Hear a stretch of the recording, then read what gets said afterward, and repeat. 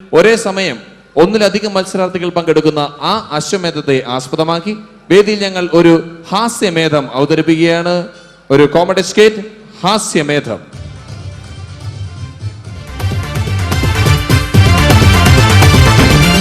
Thank you.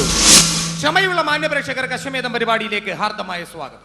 ഇന്ന് പ്രകൃതിക്ക് വികൃതിയില്ല. കാരണം ഇന്നലെയുള്ള ദിവസങ്ങളിൽ വളരെ തകൃതിയായി മഴ പെയ്തു കഴിഞ്ഞു.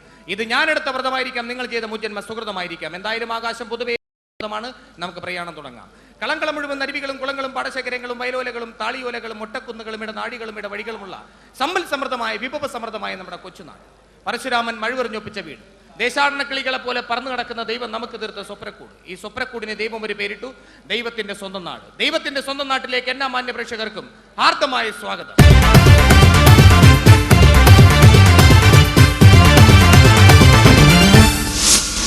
സമ്മാന മഴയുണ്ട്, സമ്മാന തോണിയുണ്ട്, മെഗാ സമ്മാന മഴയുണ്ട്. നിരവധി സമ്മാനങ്ങൾ സ്വന്തമാക്കാനുള്ള അവസരങ്ങൾ നിങ്ങൾക്കുമുണ്ട്.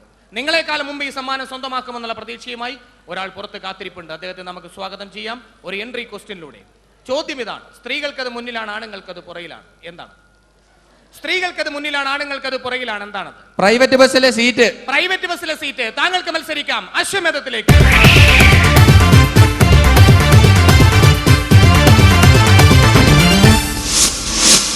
അറിവിന്റെ നിറകുടമല്ലെങ്കിലും മൺകുടമല്ലാത്തൊരു സുഹൃത്തിനെയാണ് ദൈവം എനിക്ക് തന്നിരിക്കുന്നത്. Thank you, thank you. ദൂരെ നിന്ന് കണ്ടപ്പോ നല്ല പേഴ്സണാലിറ്റി. Thank you. അടുത്ത് വന്നപ്പോ വെറും മുനിസിപ്പാലിറ്റി. ചേട്ടൻ നല്ല സെൻസാ. Thank you. Nonsense. പരസ്പരം അങ്ങോട്ടും ഇങ്ങോട്ടും പുകഴ്ത്തി സ്ഥിതിക്ക് നമുക്ക് കാര്യങ്ങളിലേക്ക് കടക്കാൻ വരട്ടെ.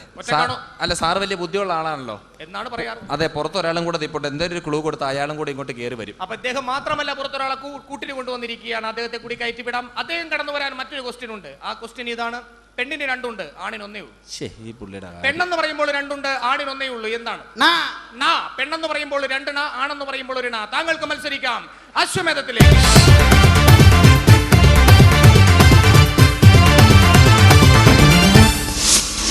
അറിവിന്റെ നിറകുടമല്ല, മറ്റൊരു അലോമിനിയ കുടത്തിനെയാണ് ദൈവം തന്നിരിക്കുന്നത്. ഏതായാലും രണ്ട് കൂട്ടുകാരെ, രണ്ട് നാട്ടുകാരെ, രണ്ട് സുഹൃത്തുക്കളെ ദൈവം തന്നിരിക്കുകയാണ്. ഉഗ്രമായും. ഹലോ, സുഹൃത്തുക്കളല്ല, പിന്നെ അച്ഛനും മകനുമാ. അച്ഛനും മകനുമാണ് ഈ വന്നിരിക്കുന്നത്. അച്ഛനാണല്ലേ? മകനാണ്. മോനാണല്ലേ? അച്ഛനാണ്. അപ്പൊ നിങ്ങൾ തമ്മിലുള്ള ബന്ധം? എന്റെ ഭാര്യയുടെ മോനാണിവൻ. എന്റെ അമ്മയുടെ ഭർത്താവ്. അപ്പൊ അമ്മ ഇതിന്റെ ഇടയിലുള്ളതാണ് നിങ്ങൾ തമ്മിലുള്ള ബന്ധം. അതെ. അമ്മ ഇല്ലായിരുന്നെങ്കിൽ അബദ്ധം. ചിലപ്പോ. സ്ത്രീ എന്ന് പറയുമ്പോൾ സുന്ദരിയാണ്, സുശീരിയാണ്, എസ്റ്റാനകിയാണ്, ദലീമയാണ്. മേക്കപ്പ് ഇല്ലെങ്കിൽ വല്യമ്മയാണ്. വല്യമ്മയായ സ്തുതിക്ക് വല്യപ്പനാ. അതെ. ഈ മോൻ മാത്രമേ ഉള്ളൂ?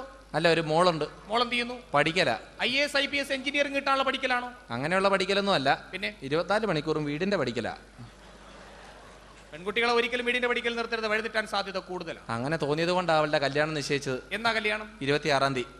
നല്ല മിടുക്കനായ ഒരു ചെറുപ്പക്കാരനെ തന്നെയാണോ വിവാഹത്തിന്? അതെ അതെ. കല്യാണത്തിന്റെ അന്ന് ലോൺ വെജിറ്റേറിയൻ ഫുഡും ഉണ്ട്. വെജിറ്റേറിയൻ നോൺ വെജിറ്റേറിയൻ എന്ന് കേട്ടിട്ടുണ്ട്. ആദ്യമായിട്ടാണ് ലോൺ വെജിറ്റേറിയൻ എന്ന് കേൾക്കുന്നത്. അതായത് ഈ നോൺ വെജിറ്റേറിയൻ മേടിച്ചു കൊടുക്കാൻ പൈസ ഇല്ലാത്തതുകൊണ്ട് സഹകരണ ബാങ്കിൽ നിന്ന് ലോൺ എടുത്ത് വെജിറ്റേറിയൻ ഫുഡ് കൊടുക്കും. അതാണ് ലോൺ വെജിറ്റേറിയൻ. മോന് പ്രത്യേകിച്ച് ഹോബി എന്താണ്? എനിക്ക് കഷ്ടപ്പെടാൻ വയ്യ, എനിക്ക് മടിയാ. അതാണ് ഹോബി.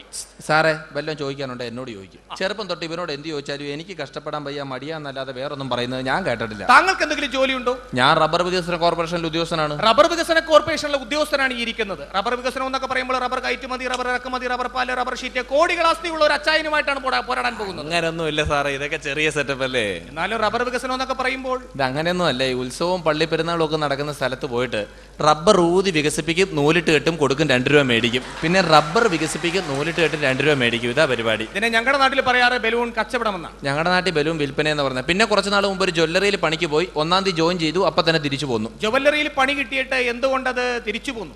ജ്വല്ലറിയിൽ ജോലിക്ക് 1-ാം തീയതി രാവിലെ വരണമെന്ന് പറഞ്ഞു. ഞാൻ ജോലിക്ക് വേണ്ടി അവിടെ ചെല്ലുമ്പോൾ അവിടെ ബോർഡ് എഴുതി വെച്ചിരിക്കുക, പണിക്കൂലി ഇല്ലെന്ന്. തൊട്ട് താഴെ വേറൊരു ബോർഡ്, പണി കുറവില്ലെന്ന്. അപ്പൊ പണിക്കൊട്ടും കുറവുമില്ല, പണിക്ക് കൂലിയില്ല. പിന്നെ നമ്മൾ പണിയാൻ പോകേണ്ട കാര്യമുണ്ടോ? അത്തരം പണി എടുക്കാതിരിക്കുകയാണ് നല്ലത്. എനിക്ക് കഷ്ടപ്പെടാൻ വയ്യ, എനിക്ക് മടിയാ. ചോദിക്കണ്ടെന്ന് ഞാൻ പറഞ്ഞില്ലേ. മോനായി പോയി. പോത്തായിരുന്നെങ്കിൽ ഞാൻ പെരുന്നാളിന് വെട്ടിയേനെ. താങ്കൾക്ക് എന്തെങ്കിലും സംശയങ്ങൾ ജീവിതത്തിലുണ്ടോ? എനിക്ക് സംശയങ്ങളേ ഉള്ളൂ. ചോദിച്ചോളൂ. സംശയങ്ങളുടെ ഒരു കൂമ്പാരമാണ് ഞാൻ. ഇതിനു മുമ്പേ നമ്മുടെ ആ മുടി വളർത്തിയ മറ്റേ വിപിൻ ഇവിടെ നിന്ന് പാടുമ്പോൾ ഞാൻ ശ്രദ്ധിച്ചായിരുന്നു. പാട്ട് ഞാൻ കണ്ടു. ഞാനും കണ്ടു. പാട്ട് മാത്രമല്ല, സിനിമാറ്റിക് ഡാൻസും കൂടിയാണ് ഉണ്ടായിരുന്നു. അവൻ പൊളഞ്ഞ പാടിയത്. ശരിക്കും സംഗീതം ഉള്ളിന്നാണോ വരുന്നത്? ഉള്ളിന്നല്ല, സവാളയിന്നും വരും. അത് സവാളയെന്നാണോ? ഇത് ഉരുളക്കിഴങ്ങിന്ന് വന്നത്. ഗ്യാസ് ഇറങ്ങിപ്പോയതല്ലേ സാറേ? അതുപോലെ വേറൊരു സംശയമുണ്ട് സാറേ. ഇപ്പൊ കേരളത്തിൽ എവിടെ നമ്മൾ സഞ്ചരിച്ചാലും ഒരു 4 കിലോമീറ്റർ സഞ്ചരിച്ചു കഴിഞ്ഞാൽ ഞങ്ങൾ വരുന്നു എന്ന് പറഞ്ഞ ഒരു 5 ആനയുടെ പോസ്റ്ററാണ്. ആനകളാണ് താരം. ഗുരുവായൂർ കേശവന്റെ പിൻഗാമികളായിട്ട് ഒരുപാട് ആനകൾ. അതെ, പണ്ടൊക്കെയാണ് സിനിമാ താരങ്ങളെ വിളിക്കുള്ളൂ. ഇപ്പൊ ഉത്സവത്തിന് നല്ല തലയെടുപ്പുള്ള ആനയെ വിളിക്കും, ആന വന്ന് പാപ്പാന്റെ തല എടുത്തോണ്ട് പോകും. അങ്ങനെയാണല്ലോ കുറെ നാളായിട്ട്. അപ്പൊ ഈ എല്ലാ ആനകളെ നോക്കിയ ഹിന്ദുക്കളുടെ പേരാണ്. ഗുരുവായൂർ കേശവൻ, പാമ്പാടി രാജൻ, തൃപ്പങ്ങോട്ട് ചന്ദ്രൻ, പട്ടണക്കാട് പുരുഷോത്തമൻ. എങ്ങനെ നോക്കിയാലും എല്ലാം ഇതാണല്ലോ. എന്തുകൊണ്ട് ഈ ആനയ്ക്ക് ക്രിസ്ത്യാനികളുടെ പേരിടാത്തത്? ആനകൾ ഹിന്ദുവായിട്ട് ജനിക്കുന്നില്ല, ഹിന്ദുവായിട്ട് ജീവിക്കുന്നില്ല. വേണമെങ്കിൽ ഗുരുവായൂർ പീറ്റർ എന്നോ ഗുരുവായൂർ തോമസ് എന്നോ ഗുരുവായൂർ ഫ്രാൻസിസ് എന്നൊക്കെ ഇടാം. എന്താ ഇടാത്തത്? ഏത് പാത്രത്തിൽ കൊണ്ടുപോയി മാമോദിസം വെക്കും. അങ്ങനെയാണെങ്കിൽ മുസ്ലിങ്ങളുടെ പേരിടാവല്ലോ. ഗുരുവായൂർ മുസ്തഫ എന്നോ ഗുരുവായൂർ അസീസ് എന്നൊക്കെ ഇടാം. എന്താ ഇടാത്തത്? കൊണ്ടുപോകൂ. എവിടെ? പൊന്നാനിയിൽ. ഇല്ല, കൊണ്ടുപോകത്തില്ല. അപ്പൊ അതുകൊണ്ട് അത്തരം സംശയങ്ങൾ മനസ്സിലിരിക്കട്ടെ. വേറെ എന്തെങ്കിലും? അതുമല്ല, സാറിന്റെ ഓർമ്മശക്തി പരീക്ഷിക്കുന്ന ഒരു ചോദ്യമാണ്. ചോദിച്ചോളൂ. സാറ് കല്യാണം കഴിച്ച ആളാണല്ലോ. ഭാര്യ വീട്ടിലുണ്ട്. ഭാര്യ വീട്ടിലുണ്ട്.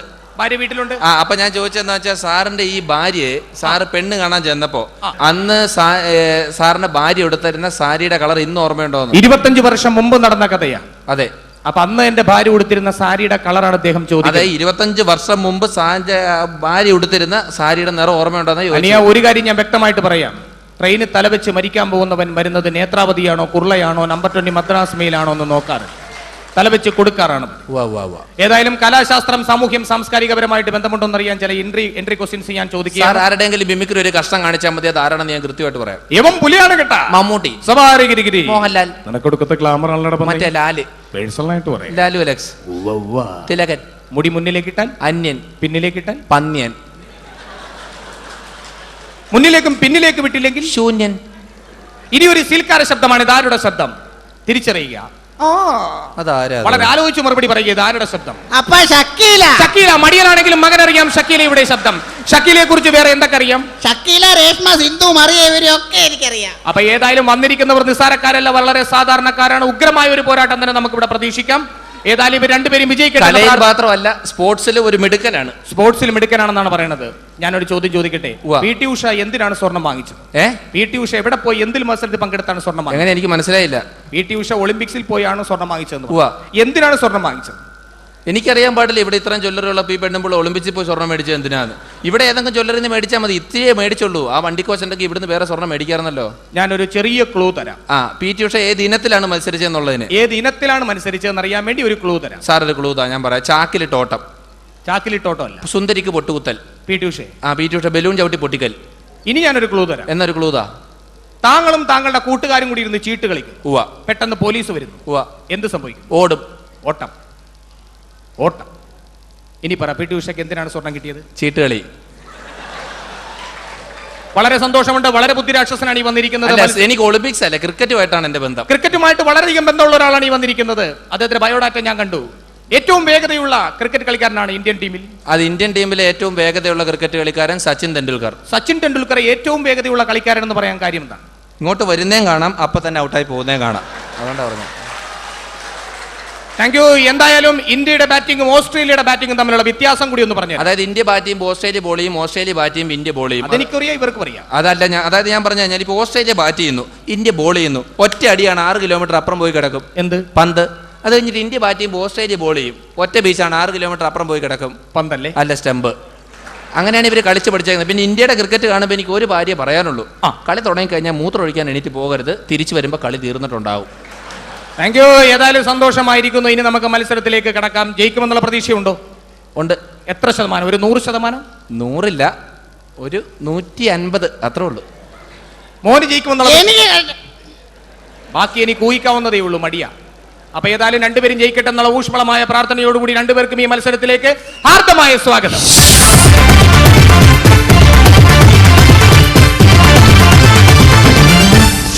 താങ്കൾ മനസ്സിൽ വിചാരിച്ച വ്യക്തി ഫീമെയിൽ? നോ.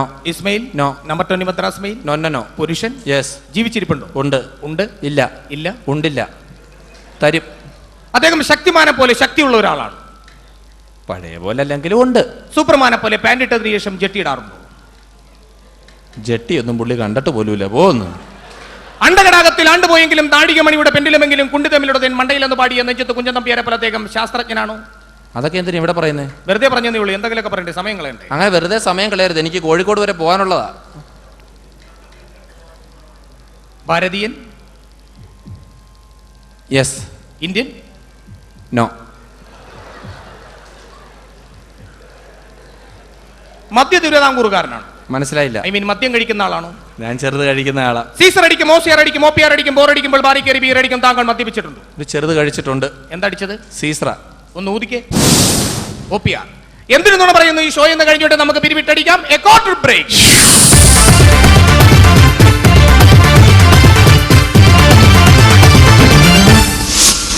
ചരിത്രത്തിന് താളുകളിൽ തങ്കലിപികളാൽ എഴുതപ്പെട്ട ഒരുപാട് നാമങ്ങൾ പല മത്സരാർത്ഥിയുടെ മുമ്പിൽ ഞാൻ നിരത്തി നിവർത്തി വെച്ചിട്ടുണ്ട്. അതിലൊരു നാമം ഒരിക്കൽ കൂടി ഉരുവിടുകയാണ്.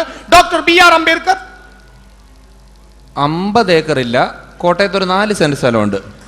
യൂറോപ്പ് ഭൂഖണ്ഡവുമായിട്ട് ബന്ധമുണ്ടോ? കണ്ടമില്ല, റബ്ബർ വെച്ചിരിക്കുക. ഏഷ്യക്കാരൻ? ദേശീയക്കാരനൊന്നുമല്ല, ശാന്ത സ്വഭാവം. എപ്പോൾ കണ്ടാലും എൻ്റെ അപ്പനെ വിളിക്കും. പിടികിട്ടാപ്പുള്ളി, ഗതികിട്ടാപ്പുള്ളി, നോട്ടപ്പുള്ളി, അങ്ങനെ ഒരു പുള്ളിയാണ്. ആളൊരു പുള്ളിയാണ്. ആളൊരു പുള്ളിയാ. മോന്റെ മനസ്സിൽ എന്തെങ്കിലും ആശയങ്ങൾ വരുന്നുണ്ടോ? എനിക്ക് കഷ്ടപ്പെടാം. മടിയാ സാറേ, ഞാൻ പറഞ്ഞല്ലോ, എൻ്റെ നിറമാണല്ലോ അപ്പുറത്തെ വീട്ടിലെ സൈതാലിയുടെ സ്വഭാവമായി ചെറുക്കന്. ഞാൻ ഒരു കാര്യം കൂടി ചോദിച്ചോട്ടെ. എന്റെ ഒരു കയ്യിൽ അറിവും മറ്റേ കയ്യിൽ 1 ലക്ഷം രൂപയും വെച്ച് തന്നാൽ താങ്കൾ ഏത് സ്വീകരിക്കും? എങ്ങനെ? എന്റെ ഒരു കയ്യിൽ അറിവും മറ്റേ കയ്യിൽ 1 ലക്ഷം രൂപയും വെച്ച് തന്നാൽ താങ്കൾ ഏത് സ്വീകരിക്കും? ഞാൻ 1 ലക്ഷം രൂപ എടുക്കും. ഞാനായിരുന്നെങ്കിൽ അറിവേ സ്വീകരിക്കുമായിരുന്നു. അതങ്ങനെയാ. എനിക്കില്ലാത്തത് ഞാൻ എടുക്കും, സാറിനില്ലാത്തത് സാർ എടുക്കും. പോലീസുമായിട്ട് പിടിപാടുള്ള ഒരു വ്യക്തിയാണോ താങ്കൾ മനസ്സിൽ വിചാരിച്ചത്? മനസ്സിലായില്ല. ഐ മീൻ പോലീസ് പിടിച്ച പാട് മുതുകത്തോ കവളത്തോ എവിടെയെങ്കിലും ഉണ്ടോ? കാണും. കയ്യിലിരിപ്പ് അതാണല്ലോ. കുടുംബത്ത് കയറ്റാൻ പറ്റാത്തവനാണ്? കുടുംബത്ത് കയറ്റാൻ പറ്റാത്തവനാണ്. 21 ചോദ്യങ്ങൾ കഴിഞ്ഞിരിക്കുന്നു. ഒരേ ഒരു ഉത്തരം മാത്രം. പെട്ടെന്ന് തീർക്കണേ, കോഴിക്കോട് വരെ പോണ്ട. പാലക്കാട് കണ്ടവന് കാട് വേണമെന്നില്ല, മലപ്പുറം കണ്ടവന് പുറം വേണമെന്നില്ല, ആലപ്പുഴ കണ്ടവന് പുഴ വേണമെന്നില്ല. അപ്പൊ കൊയിലാണ്ടി കണ്ടവനോ? അവസാന ചോദ്യത്തിലേക്ക് ഞാൻ കടന്നു വരികയാണ്. താങ്കൾ മനസ്സിൽ വിചാരിച്ച ആ വൃത്തികെട്ട മനുഷ്യനാരാണ്? എൻ്റെ അച്ഛൻ. താങ്കൾ അച്ഛൻ അത്രയ്ക്ക് പ്രശസ്തനാണോ? എനിക്കറിയത്തില്ല. അച്ഛനാരാണെന്ന് മകൻ അറിയില്ലേ? അല്ല, അച്ഛനാരെന്ന് എനിക്കറിയത്തില്ല, എൻ്റെ അമ്മയ്ക്ക് അറിയത്തില്ല, എൻ്റെ അമ്മമാർക്ക് ആർക്കും അറിയത്തില്ല. അപ്പോഴാണ് അപ്പുറത്തെ വീട്ടിലെ നളിനി ചേച്ചി പറഞ്ഞത്, മോനെ ഭൂലോക വിശേഷം മുഴുവൻ അറിയാവുന്ന ഒരു ചേട്ടൻ ചാനലിൽ പരിപാടി നടത്തുന്നുണ്ട്, അവിടെ പോയി 21 ക്ലൂ കൊടുത്താൽ മതി, പുള്ളി കണ്ടുപിടിച്ച് തരും. അമ്മ പറഞ്ഞു തന്നത് 21 ക്ലൂ. അറിയാമെങ്കിൽ പറയാതാ എൻ്റെ അച്ഛൻ. അച്ഛനില്ലാത്ത മക്കളുടെ അച്ഛനെ തേടിയുള്ള പ്രയാണം ഞങ്ങൾ ഒരുമിച്ച് ആരംഭിക്കുകയാണ്. A full break.